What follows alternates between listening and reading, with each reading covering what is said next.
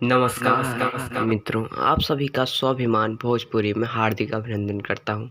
एक से एक तबाही मचाने वाला रोज गाना भोजपुरी में रिलीज हो रहा है और आज सारेगामा हम भोजपुरी पर रितेश पांडे का और शिल्पी राज का एक बहुत ही सुंदर गाने का ट्रेलर रिलीज हो चुका है। जी हाँ, अभी पूरा गाना नहीं, केवल ट्रेलर रिलीज हुआ है। इसमें सिंगर हैं रितेश पांडे और शिल्पी राज और इस गाने में दिखने वाले हैं दिनेश जी और जया पांडे उर्फ सोना जी और इसको लिखा है जेडी बहादुर जी ने। इस गाने के डायरेक्टर हैं गुंजन जी और निहाल जी। गाने का नाम है यही तो मज़ेदार बात है।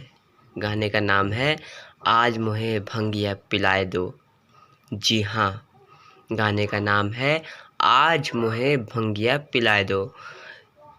अभी केवल ट्रेलर का मजा लीजिए और कल सुबह यानी 2 अगस्त समय 7 बजे सुबह में पूरा गाना सारेगामा हम भोजपुरी पर रिलीज होगा।